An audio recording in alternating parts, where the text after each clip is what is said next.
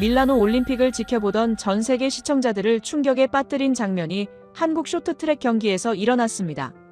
각국 해설진들은 경기가 끝난 뒤에도 충격에 빠진 채 한동안 말을 잇지 못했어요. 대한민국 여자 쇼트트랙이 8년 만에 금메달을 되찾는 순간이었습니다. 도대체 무슨 일이 있었던 걸까요? 3위였습니다. 선두와의 격차가 점점 벌어지고 있었어요. 그런데 바로 그때 2위로 달리던 네덜란드 선수가 코너를 돌다 쓰러지면서 한국을 덮쳤습니다. 0.1초만 늦었으면 금메달이 아니라 들것에 실려나갈 수도 있었던 순간이었습니다. 경기장에 탄식이 쏟아졌어요. 그런데 8년 동안 서로를 밀어주지 못했던 두 선수가 바로 그 순간 하나가 됐어요. 22살의 막내는 며칠 전 자신이 넘어졌던 바로 그 링크에서 두려움 대신 가속 페달을 밟았습니다. 눈을 한번 깜빡이는 시간의 절반도 안 되는 찰나에 모든 것이 뒤집혔습니다. 놀라운 대한민국의 대역전극, 지금 공개됩니다. 한국 최고라고 댓글을 남겨주세요. 여러분의 구독과 좋아요는 아주 큰 힘이 됩니다. 제 이름은 마르코 페라리. 밀라노에서 태어나 밀라노에서 자란 스포츠 기자입니다. 이탈리아 최대 스포츠 일간지 가제타 델로 스포르트에서 25년을 일했고 동계 스포츠만 전담으로 취재한 지도 벌써 15해가 넘었죠. 솔직히 말씀드리겠습니다. 저는 그날 밤 경기를 보러 간 게 아니었습니다. 기사를 완성하러 갔어요. 2026년 2월 18일 밤, 저는 밀라노 아이스 스케이팅 아레나 프레스석에 앉아 노트북 화면을 바라보고 있었습니다. 화면에는 제가 전날 밤 완성해둔 기사 초고가 열려 있었어요. 제목은 이랬습니다. 폰타나, 밀라노의 얼음 위에서 전설이 되다. 서론도 이미 써둔 상태였습니다. 아리아나 폰타나가 홈 관중의 환호 속에 결승선을 통과하는 장면, 눈물을 흘리는 장면, 이탈리아 국기를 두른 채 시상대에 오르는 장면까지. 경기가 시작되기도 전에 기사의 절반이 완성돼 있었어요. 무모한 짓처럼 들리시나요? 하지만 25년 경력의 기자 눈에는 이미 결과가 보였습니다. 오늘 밤은 누가 봐도 이탈리아의 밤이었으니까요. 경기장 밖부터 분위기가 달랐습니다. 아레나 주변을 가득 메운 이탈리아 팬들은 이른 오후부터 삼삼오오 모여 있었어요. 폰타나의 얼굴이 그려진 플래카드, 이탈리아 국기, 선수 이름을 수놓은 머플러들. 경기장 입구에서 아레나 안으로 이어지는 긴 복도에는 이탈리아 쇼트트랙 역사를 정리한 사진들이 걸려 있었는데 그 맨 끝에 폰타나의 사진이 있었습니다. 2006년 토리노 막 18이 된 소녀가 처음으로 올림픽 무대에 섰던 그 사진이요. 그리고 지금 20년이 흐른 뒤 그녀는 다시 이탈리아 땅, 이탈리아 관중 앞에서 마지막 레이스를 준비하고 있었습니다. 폰타나는 이번 대회에서 이미 혼성 계주 금메달과 여자 500m 은메달을 목에 걸었습니다. 올림픽 쇼트트랙 역사상 가장 많은 메달을 보유한 선수. 통산 13개. 그리고 오늘 밤 여자 3000m 계주에서 금메달을 하나 더 추가한다면 그 숫자는 14개가 됩니다. 어떤 나라의 어떤 선수도 넘볼 수 없는 기록이죠. 반면 한국은 이번 대회 쇼트트랙 개인전 5종목에서 금메달을 단 한 개도 따지 못했습니다. 은메달 하나, 동메달 둘. 종주국이라는 타이틀이 무색한 성적이었어요. 유럽 매체들은 이미 한국 쇼트트랙의 황혼이 시작됐다는 표현을 쓰고 있었습니다. 저도 사흘 전 칼럼에 비슷한 내용을 쓴 참이었고요. 경기 2시간 전, 저는 동료 기자 루카와 커피를 마시며 말했습니다. 오늘 밤 기사는 30분이면 끝날 거야. 루카는 피식 웃었습니다. 그러면서 한마디 덧붙였어요. 근데 한국은 어떻게 볼 거야? 저는 별 생각 없이 대답했습니다. 한국은 오늘 3위도 힘들 거야. 루카가 고개를 끄덕이며 커피잔을 들었습니다. 저도 잔을 들었어요. 우리는 그렇게 폰타나의 금메달을 미리 자축했습니다. 25년 경력 기자 둘이서 경기가 시작되기도 전에.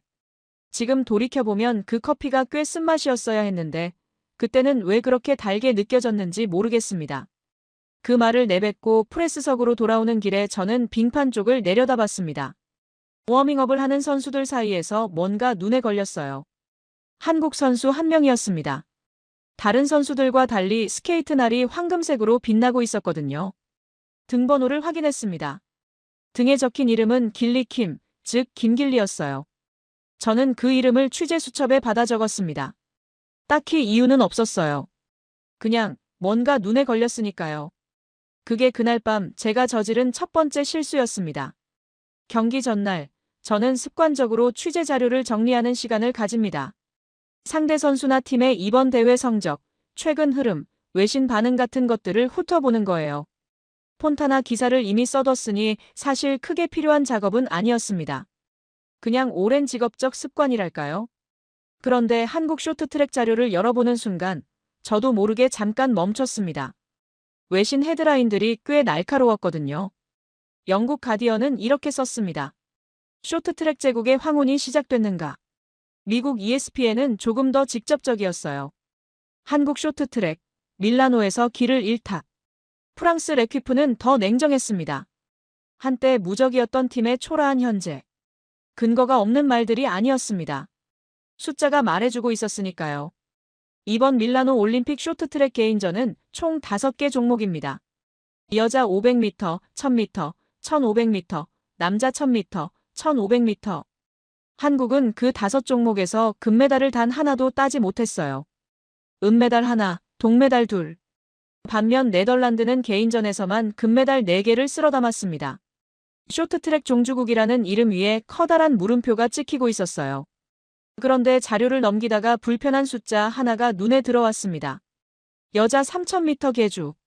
올림픽 정식 종목으로 채택된 1992년 알베르빌 대회 이후 총 9번 열렸습니다. 한국의 우승 횟수는 6번. 1994년 릴 레한메르부터 2006년 토리노까지 4번을 내리 우승했고 2010년 밴쿠버에서는 석연찮은 판정으로 실격을 당하지 않았다면 어쩌면 7번이 됐을 수도 있는 기록이었어요. 저는 그 숫자를 잠시 들여다봤습니다. 설마 개인전을 이렇게 망친 팀이 계주에서 그럴 리 없다고 생각했어요. 그러다 다른 기사 하나가 눈에 걸렸습니다. 대회 열흘 전쯤 올라온 기사였어요. 밀라노 아이스 스케이팅 아레나에서 열린 혼성 2000m 계주 준결승 경기 사진이었습니다. 사진 속에는 얼음 위를 나뒹구는 선수 하나가 찍혀 있었어요.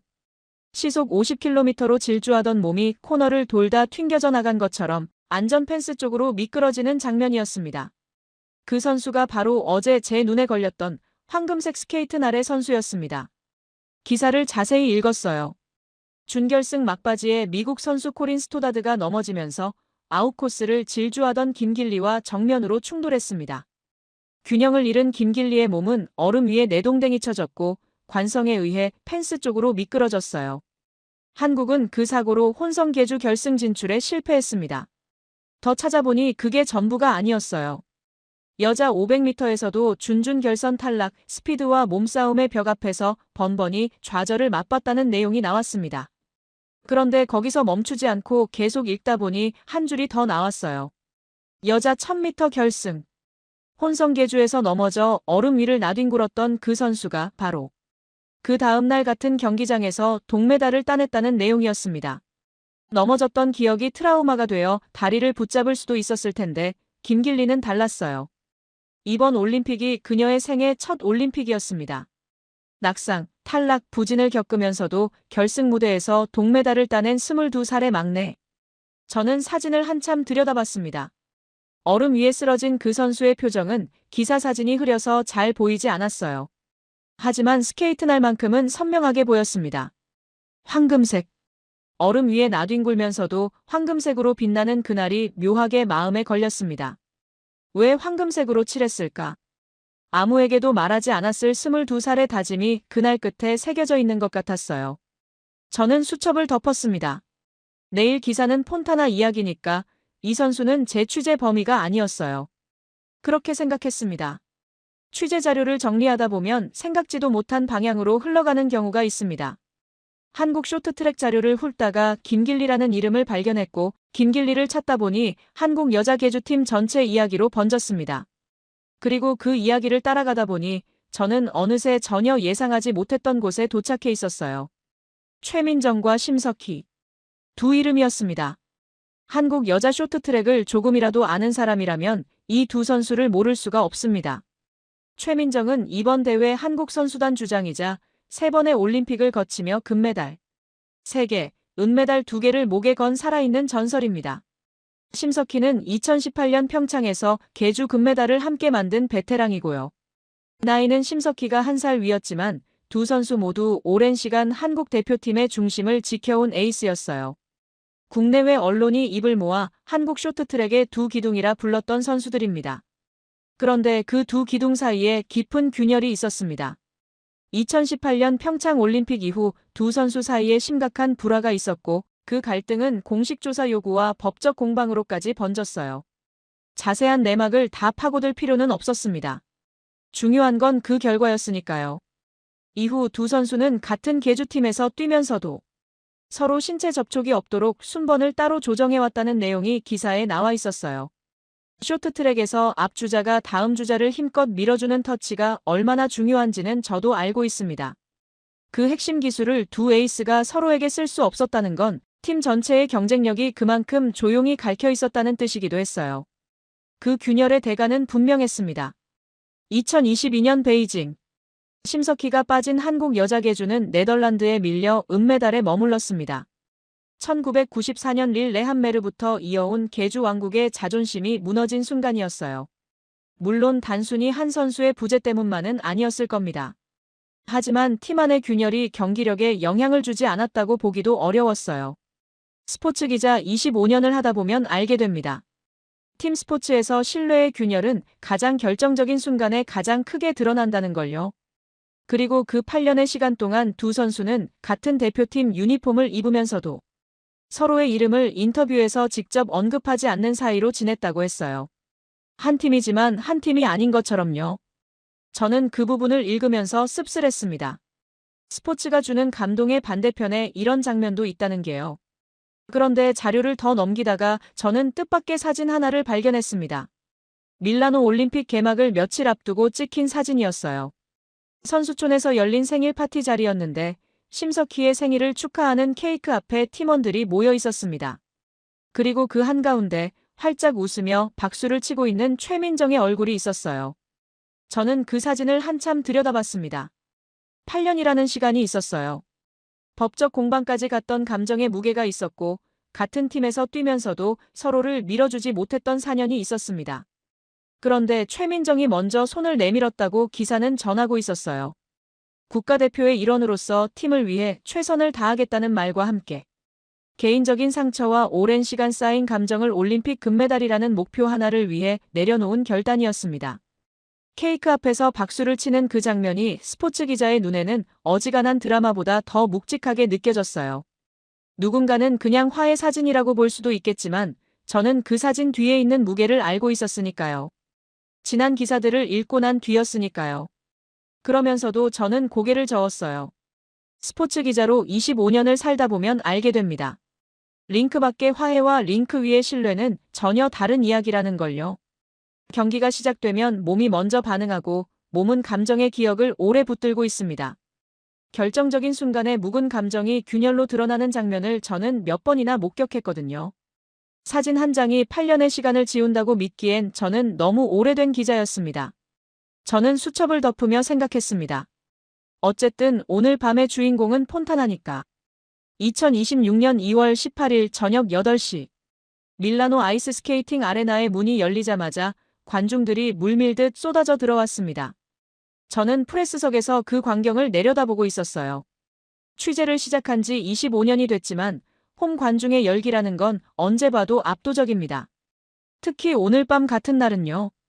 이탈리아 국기 색깔인 초록, 하양, 빨강이 관중석 곳곳을 가득 메웠고 폰타나의 이름이 적힌 머플러와 플래카드가 여기저기서 흔들렸습니다. 경기 시작까지 아직 1시간이 남아있는데도 아레나 안은 이미 터질 듯한 함성으로 가득했어요.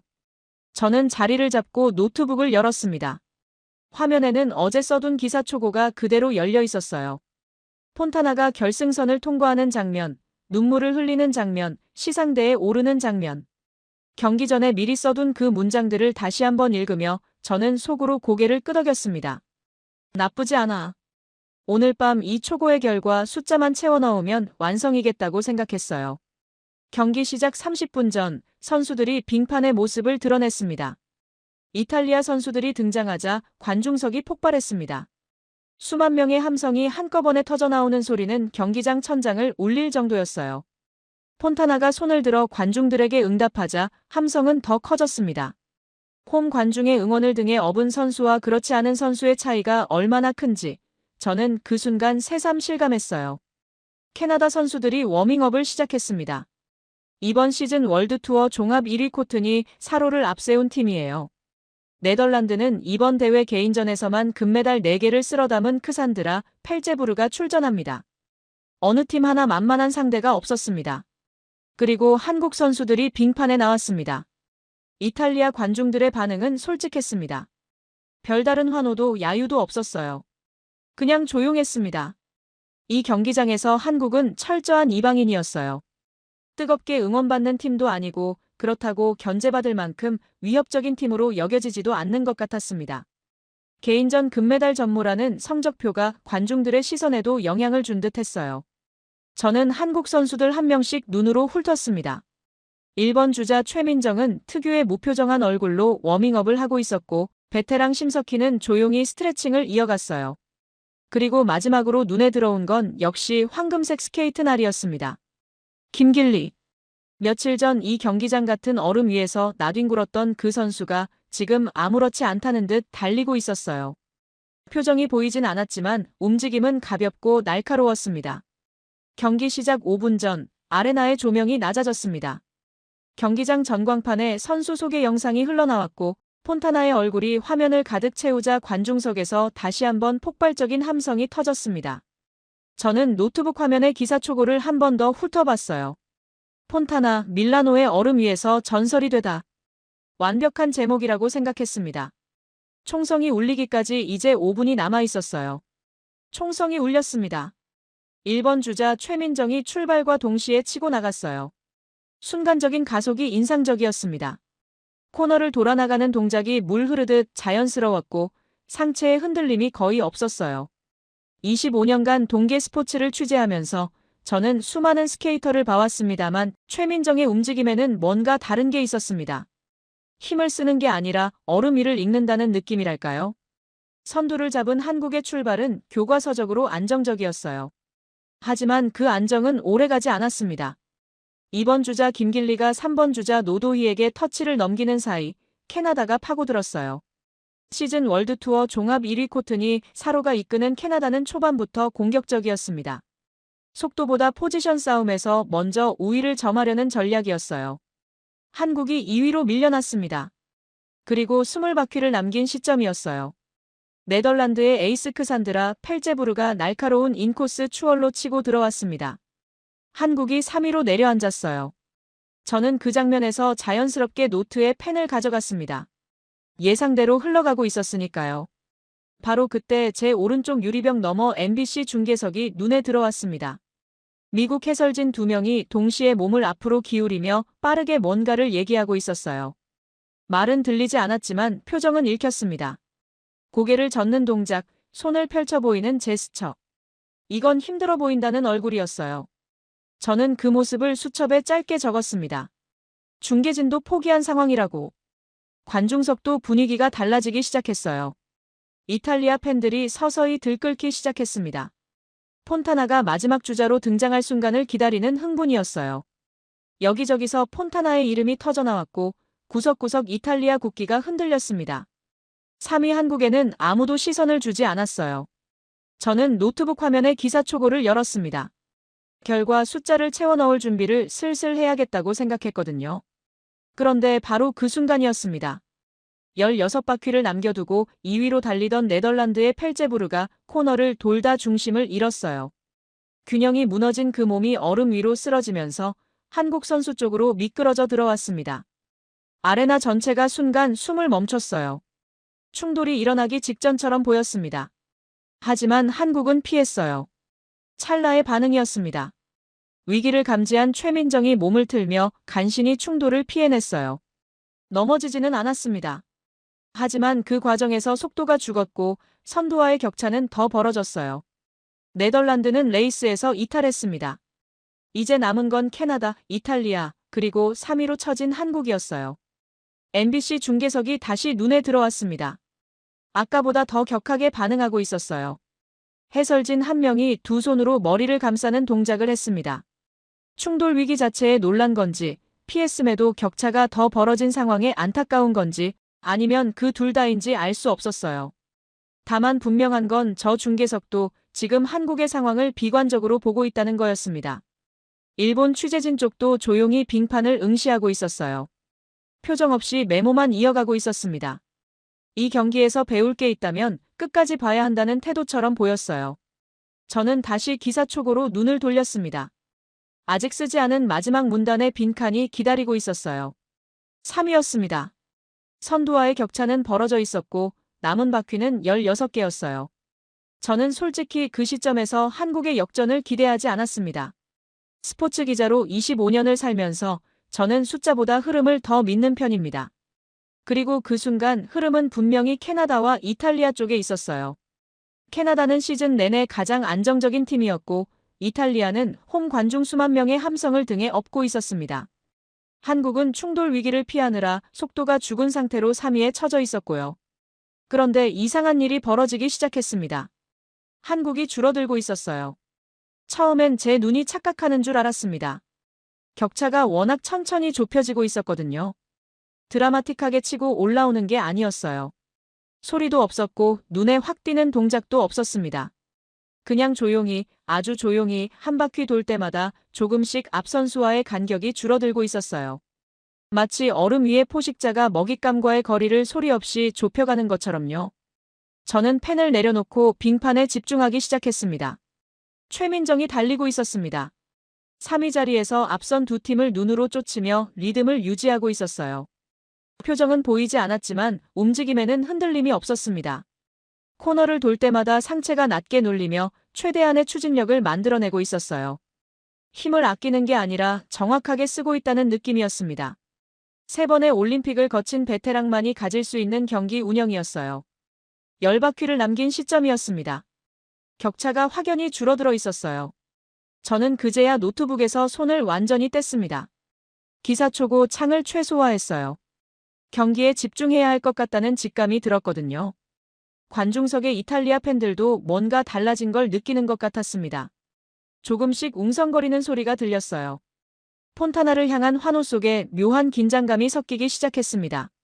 선두를 달리던 캐나다도 속도를 높였어요. 뒤에서 조여오는 압박을 느끼는 듯 했습니다. 그런데 이 순간 저는 제가 사흘 전에 읽었던 기사 하나를 떠올렸습니다. 한국 여자 계주팀의 전략에 관한 내용이었어요. 심석희가 마지막 4번 주자로 뛰면서 1번 주자 최민정을 힘껏 밀어주는 구도로 짰다는 내용이었습니다. 176cm의 장신에서 나오는 압도적인 푸시. 파워가 최민정의 가속에 부스터 역할을 한다는 분석이 함께 실려 있었어요. 저는 그때 그 기사를 읽으면서 흥미롭다고 생각했습니다. 동시에 한편으로는 씁쓸하기도 했어요. 8년의 앙금을 가진 두 선수가 그 전략을 실전에서 완벽하게 구현할 수 있을지 의문이었거든요. 링크 밖에서 박수를 치는 것과 링크 위에서 몸을 맡기는 건 다른 문제니까요. 그런데 지금 한국은 3위에서 조용히 선두를 향해 달려오고 있었습니다. 남은 바퀴가 5개가 됐습니다.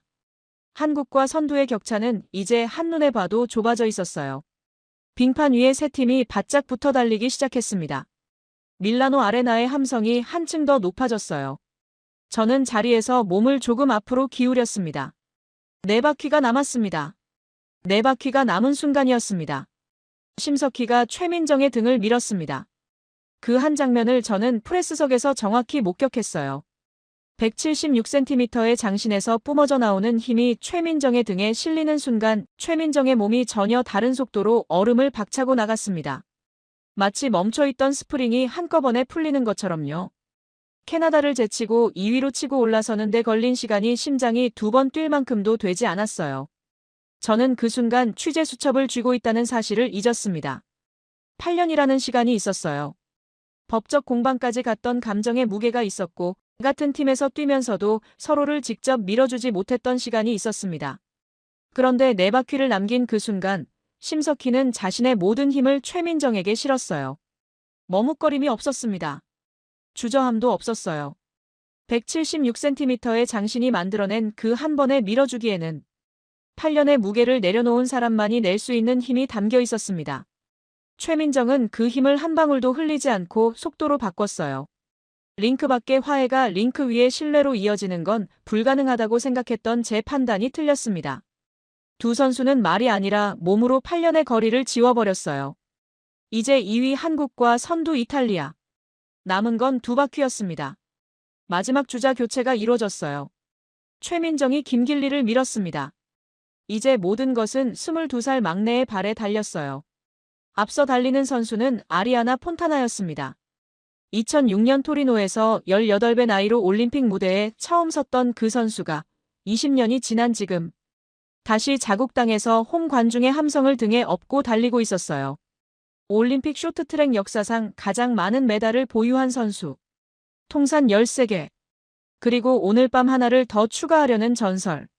밀라노 아레나의 함성이 절정에 달했습니다. 수만 명이 동시에 폰타나의 이름을 외쳤어요. 경기장 전체가 진동하는 느낌이었습니다. 저는 저도 모르게 두 손으로 프레스석 난간을 잡았어요. 김길리가 달리고 있었습니다. 저는 그 순간 며칠 전 봤던 사진들을 연달아 떠올렸어요. 얼음 위를 나뒹굴던 황금색 스케이트 날. 500m 준중결선에서 탈락하던 장면. 그리고 다음 날 같은 얼음 위에서 다시 일어나 1000m 동메달을 따냈던 그 선수. 낙상이 트라우마가 되지 않았던 22살. 처음부터 이 황금색 날은 그런 의미였을지도 모른다는 생각이 들었어요. 금메달을 향한 조용한 다짐. 아무에게도 말하지 않았을 22살의 간절함이 날 끝에 새겨져 있었던 거라고요. 지금 그날이 폰타나의 뒤를 쫓고 있었습니다. 마지막 바퀴로 접어드는 코너였습니다. 바로 그 코너였어요. 며칠 전 김길리가 미국 선수와 충돌해 얼음 위에 나뒹굴었던 바로 그 자리. 저는 순간 숨을 참았습니다. 그 코너에서 황금색 날이 안쪽으로 파고들었어요. 인코스였습니다. 폰타나가 막으려 했지만 이미 늦었어요. 김길리의 몸이 전설의 안쪽을 뚫고 선두로 올라서는 데 걸린 시간은 제가 숨을 참고 있던 그 찰나였습니다. 넘어졌던 바로 그 코너에서 두려움 대신 가속 페달을 밟은 22살이 20년 경력의 전설을 0.093초 차이로 제쳤어요. 수만 명의 함성이 한순간 정적으로 바뀌었습니다. 밀라노 아레나가 얼어붙었어요. 폰타나가 맹렬히 추격했지만 김길리는 인코스를 끝까지 틀어막았습니다. 며칠 전 얼음에 부딪혔던 그 등이 이제는 전설의 추월을 막아내는 방패가 되어 있었어요. 4분 4초 14. 김길리가 결승선을 통과했습니다. 두 팔을 하늘로 치켜들며 포효하는 그 장면과 함께 이탈리아와의 기록차가 전광판에 떴어요. 0.093초. 눈을 한번 깜빡이는 시간의 절반도 되지 않는 차이였습니다. 저는 자리에서 일어나 있었어요. 언제 일어났는지도 몰랐습니다. 스마트폰으로 알림이 쏟아지기 시작했어요. 미국 MBC 스포츠의 속보였습니다. 대한민국, 밀라노를 뒤집다. 황금색 스케이트 날이 계주 금메달을 낚아채다. 이어서 영국 BBC의 속보가 들어왔어요. 대한민국이 다시 빙상에 군림합니다. 극적인 역전으로 8년 만에 계주 금메달. 두 매체 모두 경기가 끝나자마자 헤드라인을 올렸습니다. 전 세계 스포츠 편집자들이 동시에 같은 판단을 내렸다는 뜻이었어요. 오늘 밤 이 경기가 단순한 금메달이 아니라는 것을요. 저는 멍하니 빙판을 바라봤습니다. 최민정이 달려와 김길리를 끌어안았어요. 심석희는 얼굴을 두 손으로 감싸쥐고 오열하고 있었습니다. 경기 내내 선두에서 팀을 이끌었던 최민정도 결정적인 밀어주기로 흐름을 바꿨던 심석희도 마지막 두 바퀴에서 전설을 제쳤던 김길리도 모두 얼음 위에서 울고 있었어요. 8년의 무게가 한꺼번에 녹아내리는 장면이었습니다. 저는 노트북 화면을 열었어요. 기사 초고가 펼쳐졌습니다. 폰타나, 밀라노의 얼음 위에서 전설이 되다. 저는 그 문장을 바라보다가 천천히 노트북 뚜껑을 닫았습니다. 시상식이 끝났습니다.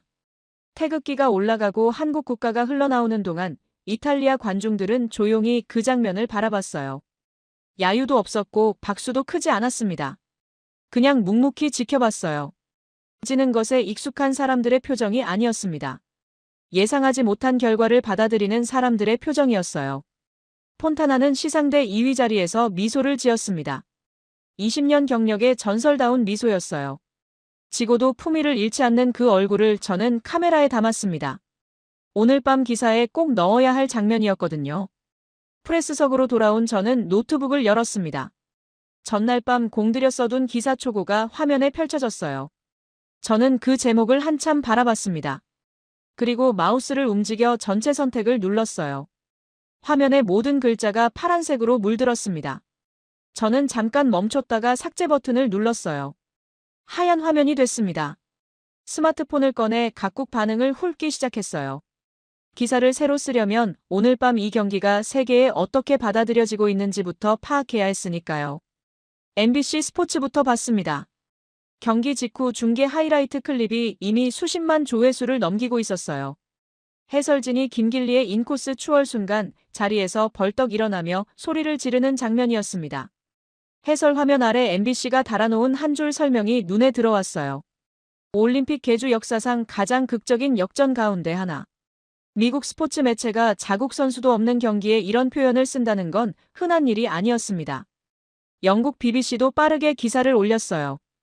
한국의 저력이라는 표현을 제목에 썼습니다. 본문에는 쇼트트랙 종주국이 개인전 부진을 딛고 가장 중요한 순간에 다시 한번 증명해 보였다는 내용이 담겨 있었어요. 밀라노 현지 일간지 코리에레 델라 세라도 확인했습니다. 홈팀이 은메달에 그쳤음에도 논조는 예상보다 차분했어요. 이탈리아 빙판 위에서 한국이 역사를 썼다는 표현을 쓰면서 폰타나의 마지막 레이스가 패배로 끝났지만 그 자체로 이미 전설이었다고 마무리했습니다. 지는 방식조차 품위 있게 쓴 기사였어요. 이탈리아다운 문장이었습니다. 일본 반응도 확인했어요. 흥미로운 기사 하나가 눈에 들어왔습니다. 일본 대표 선수 한 명이 경기가 끝난 뒤에도 퇴근하지 않고 경기장에 남아 한국 여자 계주 영상을 반복해서 보며 메모를 했다는 내용이었어요. 기자가 이유를 묻자 그 선수는 이렇게 답했다고 합니다. 배울 게 있으면 배워야죠. 저는 그 문장을 수첩에 받아 적었습니다. 빙판 위 경쟁국 선수가 경기가 끝난 뒤에도 자리를 떠나지 못하고 공부를 한다.